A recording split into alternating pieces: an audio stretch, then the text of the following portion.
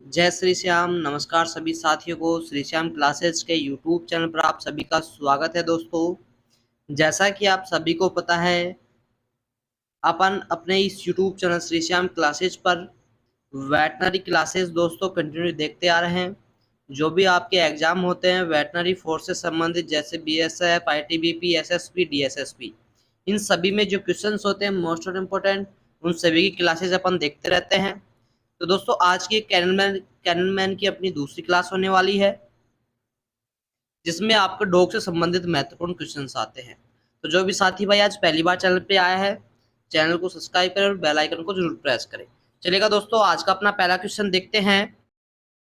आज का अपना पहला क्वेश्चन देखिएगा साथियों, बीएसएफ में स्निफर डॉग्स को किस प्रकार के प्रशिक्षण से गुजरना पड़ता है। तो दोस्तों, जो बीएसएफ में डॉग्स होते हैं उन्हें मादक पदार्थों का पता लगाने का प्रशिक्षण और विस्फोटों का पता लगाने का प्रशिक्षण, इन दोनों ही प्रशिक्षणों से दोस्तों गुजरना पड़ता है।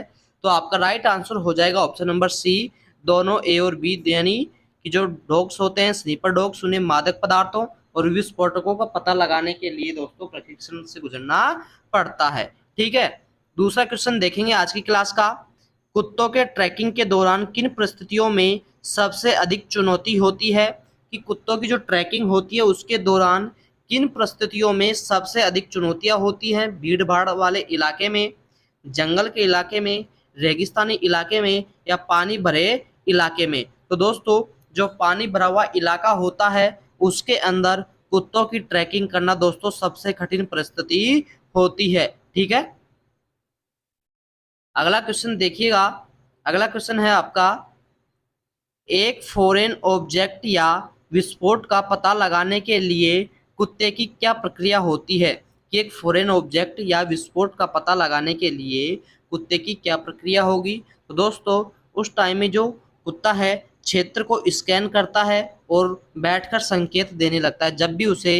जब कोई फॉरेन ऑब्जेक्ट मिलता है या दोस्तों कोई विस्फोटक पदार्थ मिल जाता है, चीज मिल जाती है, तो वो जो कुत्ता होता है क्षेत्र को स्कैन करने लगता है और दोस्तों बैठ करके संकेत देने लग जाता है कि यहाँ पर कोई फॉरेन ऑब्जेक्ट या विस्फोटक पदार्थ दबा हुआ है, छुपा हुआ है। ठीक है, अगला क्वेश्चन देखिएगा। बीएसएफ कुत्तों के लिए कौन से विशेष स्वास्थ्य कार्यक्रम उपलब्ध होते हैं। कि जो बीएसएफ होती है उसमें दोस्तों कुत्तों के लिए कौन से विशेष स्पेशल हेल्थ कार्यक्रम उपलब्ध होते हैं। नियमित टीकाकरण, प्रतिवर्ष संपूर्ण जांच स्वास्थ्य और पोषण आहार कार्यक्रम और उपरोक्त सभी। दोस्तों, तीनों ही चीजें वहां पर की जाती है। नियमित वैक्सीनेशन किया जाता है, प्रतिवर्ष संपूर्ण स्वास्थ्य जांच भी की जाती है, पोषण आहार कार्यक्रम भी दोस्तों किया जाता है। तो अपना राइट आंसर हो जाएगा ऑप्शन नंबर डी, उपरोक्त सभी। ठीक है, अगला क्वेश्चन देखिएगा मेरे साथियों, कि एक मल्टीपर्पज डॉग किस कार्य के लिए प्रशिक्षित किया जाता है। कि जो एक मल्टीपर्पज डॉग होता है किस कार्य के लिए प्रशिक्षित किया जाता है। सिर्फ विस्फोट खोजने के लिए, सिर्फ ड्रग्स खोजने के लिए, गश्त, ड्रग्स और विस्फोट दोनों का पता लगाने के लिए, या केवल बचाव के लिए। तो दोस्तों, जो मल्टीपर्पज डॉग होते हैं वो किसके लिए प्रशिक्षित किए जाते हैं। गश्त करने के लिए भी, ड्रग्स के लिए भी और विस्फोट दोनों का पता लगाने के लिए दोस्तों मल्टीपर्पज डॉग को पाला जाता है, उन्हें एजुकेशन दी जाती है, ट्रेनिंग दी जाती है। ठीक है, अगला क्वेश्चन देखेंगे। जब बीएसएफ के कुत्ते को कोई आज्ञा दी जाती है और वह उस पर तुरंत प्रतिक्रिया नहीं करता है तो क्या किया जाता है। कि जब भी बीएसएफ के किसी भी कुत्ते को दोस्तों कोई ऑर्डर दी जाती है, आज्ञा दिया जाता है, तो वह उसे तुरंत प्रतिक्रिया नहीं करता है, तो उसके साथ में क्या किया जाता है, उसे अगेन वापस दोबारा से आदेश दिया जाता है, ऑर्डर दिया जाता है, ताकि वो उस चीज को करने के लिए बाधित हो, उस चीज को करने की कोशिश करे। ठीक है, अगला क्वेश्चन देखिएगा। कुत्तों के लिए कंडीशनिंग का सबसे प्रभावी तरीका कौन सा होता है। जो कुत्ते होते हैं उनके लिए जो कंडीशनिंग होती है उसके लिए सबसे प्रभावी तरीका कौन सा होता है। तो दोस्तों, इसके लिए जो सकारात्मक परिणामों और अनुशासनात्मक तकनीकों का संतुलन बनाए रखना ही दोस्तों इसके लिए जो कंडीशनिंग है ये सबसे प्रभावशाली कंडीशन होती है। कौन कौन सी? सकारात्मक परिणामों और दोस्तों अनुशासनात्मक तकनीकें जो होती है उनका संतुलन बनाए रखना। ठीक है, अगला क्वेश्चन देखिएगा साथियों, कुत्तों अगला क्वेश्चन क्या है कि बीएसएफ कुत्तों को किस तरह के वातावरणीय परिवर्तनों के लिए अनुकूल बनाया जाता है? कि जो बीएसएफ के डॉग्स होते हैं उन्हें किस तरह के वातावरण के परिवर्तनों के लिए दोस्तों अनुकूल बनाया जाता है? सिर्फ ठंडी जलवायु, सिर्फ गर्म जलवायु, उष्ण कटिबंधीय और कठोर जलवायु, या केवल रेगिस्तान के लिए? तो दोस्तों बीएसएफ डॉग्स को उष्ण कटिबंधीय और कठोर जलवायु के लिए दोस्तों जो परिवर्तन होते हैं उनके अनुकूल बनाया जाता है। Option number C right answer. ठीक है, अगला क्वेश्चन देखिएगा, बीएसएफ में कुत्तों को किस प्रकार की उन्नत तकनीकी उपकरणों के साथ में प्रशिक्षित किया जाता है? कि जो बीएसएफ के जो कुत्ते होते हैं किस प्रकार की उन्नत तकनीकी उपकरणों के साथ में उन्हें प्रशिक्षित किया जाता है? जीपीएस डिवाइस के साथ में, बॉडी कैमरा के साथ में, ड्रोन सपोर्ट के साथ में, या उपरोक्त सभी? तो दोस्तों जो बीएसएफ के कुत्ते होते हैं उन्हें उन्नत तकनीक के साथ में जीपीएस डिवाइस के साथ में दोस्तों प्रशिक्षित किया जाता है, उन्हें ट्रेनिंग दी जाती है जीपीएस डिवाइस के साथ में। ठीक है, अगला क्वेश्चन देखिएगा, कुत्तों को प्रारंभिक स्वास्थ्य जांच में किन बातों की जांच की जाती है? कि जो कुत्ते की प्रारंभिक स्वास्थ्य की जांच की जाती है तो उसमें किन बातों का दोस्तों ध्यान रखना चाहिए? तो दोस्तों हड्डियों की मजबूती का ध्यान भी रखना चाहिए, दिमागी स्थिति का भी ध्यान रखना चाहिए, आंखों और कानों की स्थिति का भी उनका स्वास्थ्य की देखरेख होनी चाहिए। तो राइट आंसर हो जाएगा उपरोक्त सभी। इन तीनों चीजों का हमें प्रारंभिक स्वास्थ्य जांच के दौरान इन बातों का ध्यान में रखना चाहिए। अगला क्वेश्चन देखिएगा साथियों, अगला क्वेश्चन है आपको, कुत्तों के खोजी मिशन के दौरान सबसे बड़ी चुनौती क्या हो सकती है? कि जब कुत्तों का कोई खोजी मिशन होता है तो उस मिशन के दौरान जो सबसे बड़ी चुनौती होती है क्या हो सकती है? अन्य कुत्तों की उपस्थिति, मानव गतिविधियां, मौसम की अनियमितता, या सीमित समय अवधि? तो दोस्तों इसके लिए सबसे महत्वपूर्ण जो सबसे बड़ी चुनौती है वो मौसम की अनियमितता होती है। जब भी किसी कुत्ते को दोस्तों किसी चीज को खोजने का मिशन दिया जाता है तो उसके लिए सबसे बड़ी चुनौती होती है वातावरण में पाई जाने वाली जो अनियमितता है उनसे कुत्ते को लड़ना पड़ता है।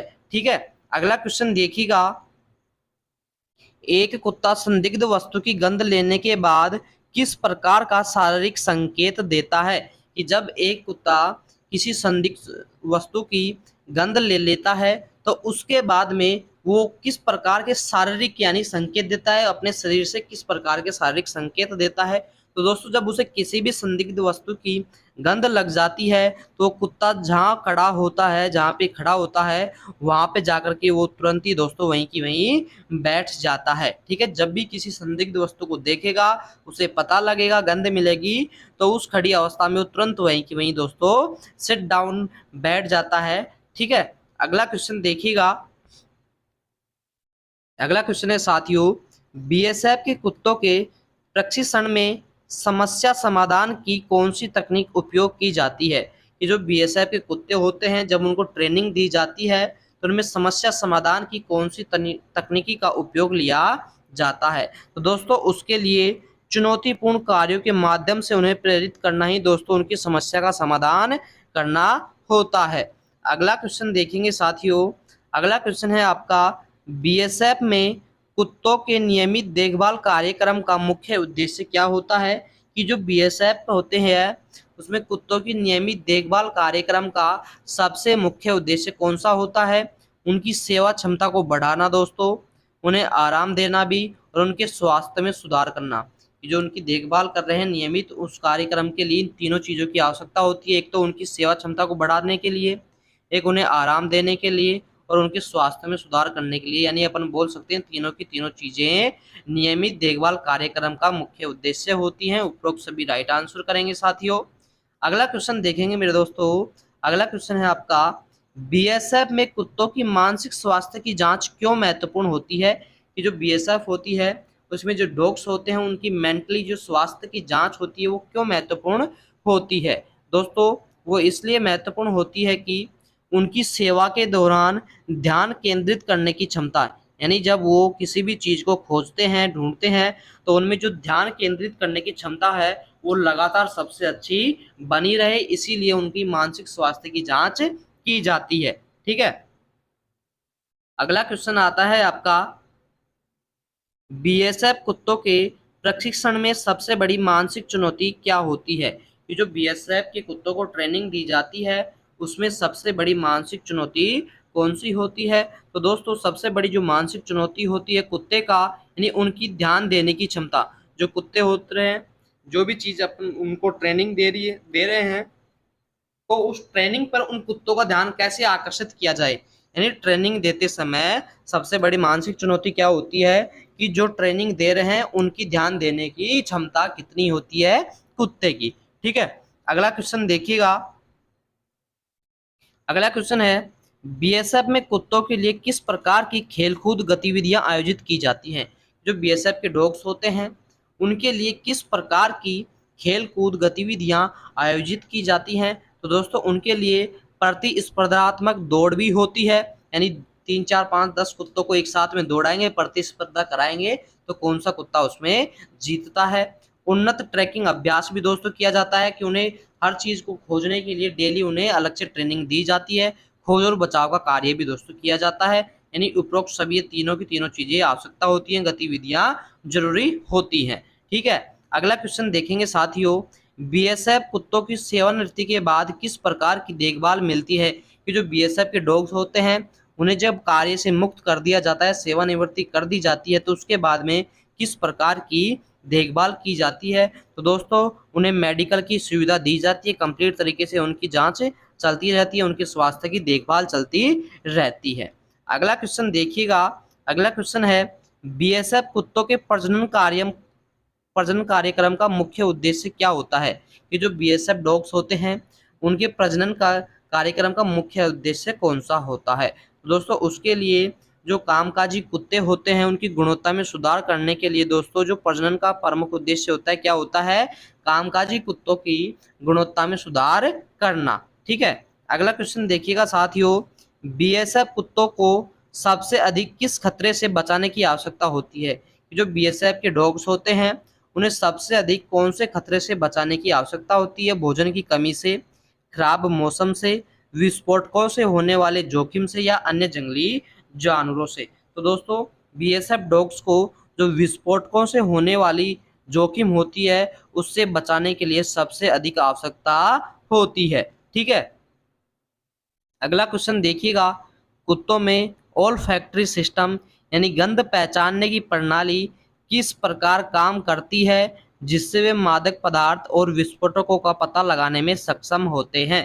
कि जो उनका ओलिफैक्टरी सिस्टम होता है कुत्तों का, वो क्या होता है कि गंध की पहचान की प्रणाली। तो दोस्तों किस प्रकार काम करती है जिससे वे मादक पदार्थों और विस्फोटकों का पता लगा लेते हैं? तो दोस्तों इसमें कुत्ते करते क्या हैं कि वो गंध का पता लगा करके उसे मस्तिष्क में विश्लेषित करते हैं, यानी जब गंध का पता लगा लेते हैं नाक के द्वारा, तो दोस्तों उस संकेत को मस्तिष्क तक पहुंचा देते हैं। ठीक है, अगला क्वेश्चन देखिएगा, बीएसएफ कुत्तों की नस्ल का चयन किस आधार पर किया जाता है?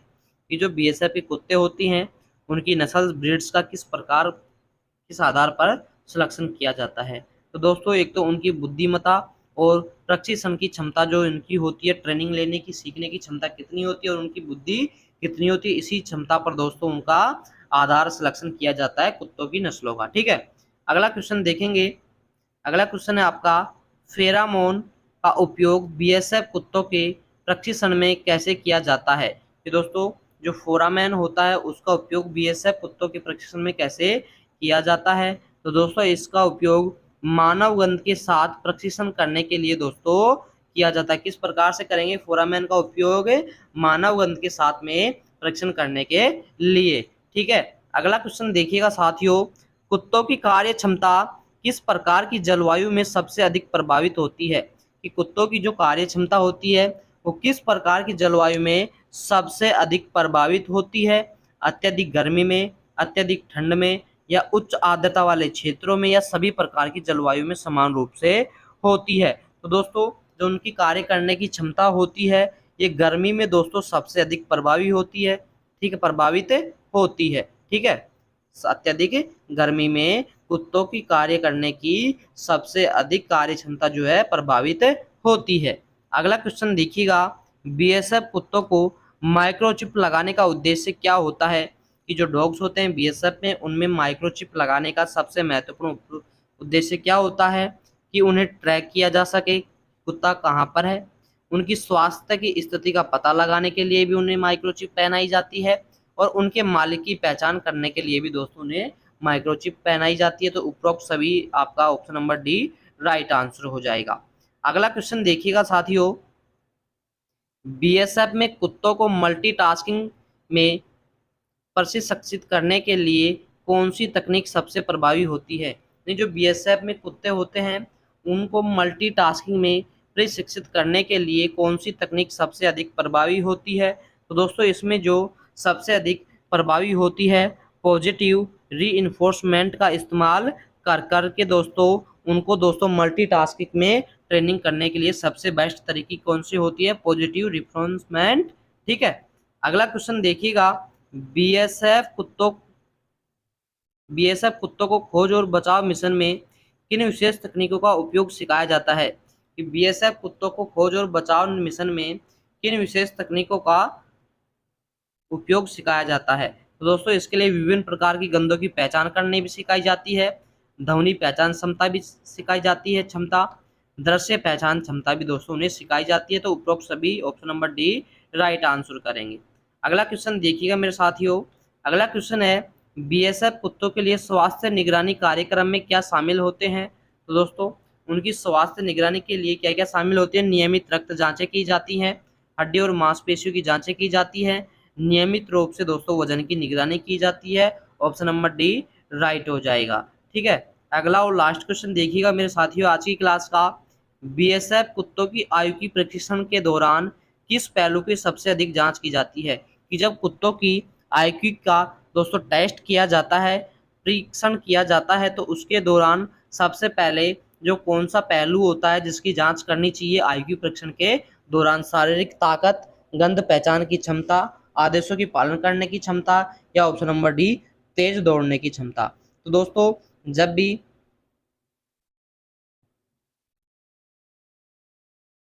कुत्ते की आयु का परीक्षण किया जाता है तो दोस्तों उसमें आदेशों के पालन करने की कितनी क्षमता होती है, ये सबसे अच्छे तरीके से इसकी जांच की जाती है कि भाई कुत्ता आपकी बातों को कितना % मान रहा है, आपके ऑर्डर को कितनी बार कहने पर वो फॉलो कर रहा है, ठीक है। अगला क्वेश्चन देखिएगा दोस्तों, बीएसएफ कुत्तों को लंबी दूरी की गंध पहचान के लिए किस प्रकार के प्रशिक्षण का उपयोग किया जाता है? कि जो बीएसएफ कुत्तों को लंबी दूरी की गंध पहचान करने के लिए किस प्रकार के प्रशिक्षण का उपयोग किया जाता है? तो दोस्तों इसके लिए उन्हें जटिल गंध को अलग करने की क्षमता का ज्ञान भी सिखाया जाता है कि जो जटिल गंध होती है उसे अलग करने की क्षमता जो होती है ये सबसे लंबी दूरी तक पहचान करने के लिए उपयोगी होती है, ठीक है। अगला क्वेश्चन देखिएगा, बीएसएफ कुत्तों को विशेष खतरों जैसे खदाने या विस्फोट का पता लगाने के लिए किस प्रकार की तकनीक सिखाई जाती है? तो दोस्तों इसके लिए उन्हें कंपन और गंध पहचान करने की दोस्तों तकनीक सिखाई जाती है। कौन सी सिखाई जाती है? कंपन और गंध पहचान करने की टेक्निक्स उन्हें सिखाई जाती है।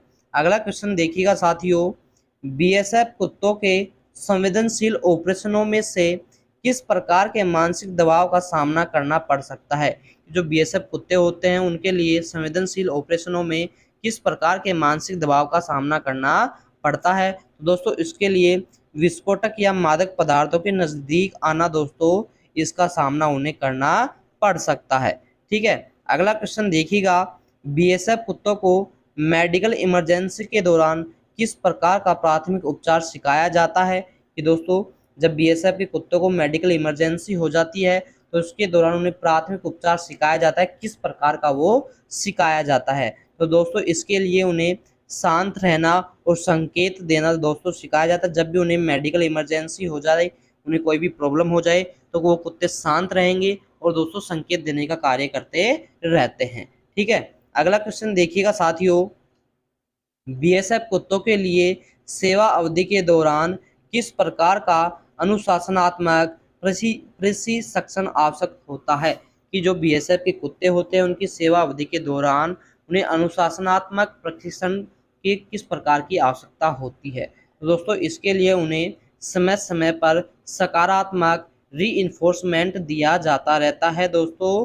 ठीक है, समय समय पर क्या दिया जाता है, सकारात्मक रीइंफोर्समेंट दिया जाता है।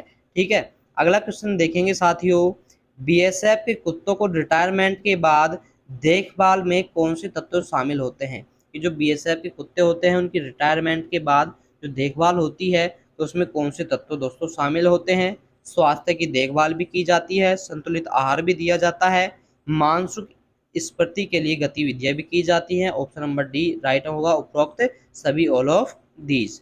ठीक है, अगला क्वेश्चन देखेंगे, बीएसएफ के कुत्तों को हाई एल्टीट्यूड मिशन के दौरान किस प्रकार की चुनौतियों का सामना करना पड़ता है। तो एल्टीट्यूड जो मिशन होते हैं उसके दौरान बीएसएफ के कुत्तों को किस प्रकार की चुनौतियों का सामना करना पड़ता है। तो दोस्तों उन्हें ऑक्सीजन की कमी भी होती है, तेज हवाओं का सामना भी करना पड़ता है, तापमान में तीव्र दोस्तों गिरावट भी आती है। यानी राइट आंसर हो जाएगा ऑप्शन नंबर डी, उपरोक्त सभी। ठीक है, अगला क्वेश्चन देखिएगा मेरे साथियों, बीएसएफ कुत्तों को विस्फोटक की सूक्ष्म गंध पहचान के लिए किस तकनीक का सबसे अधिक उपयोग किया जाता है। दोस्तों इसके लिए उन्हें गंध अणुओं की छानबीन करने की दोस्तों तकनीक का प्रयोग करना पड़ता है, गंध अणुओं की छानबीन करने का।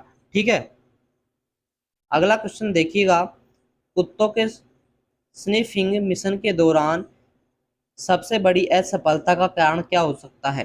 कि कुत्तों की जो स्निफिंग मिशन होता है उसके दौरान जो सबसे बड़ी असफलता का कारण होता है वो क्या हो सकता है। तो दोस्तों उसके लिए जो गंध के स्रोत का मिश्रण होता है ये उनका सबसे बड़ा जो फेल होने का, असफलता होने का जो बड़ी कारण होता है वो यही होता है कि गंध के स्रोतों का जो मिश्रण हो जाता है तब वो गंध को पहचान नहीं कर पाते हैं दोस्तों।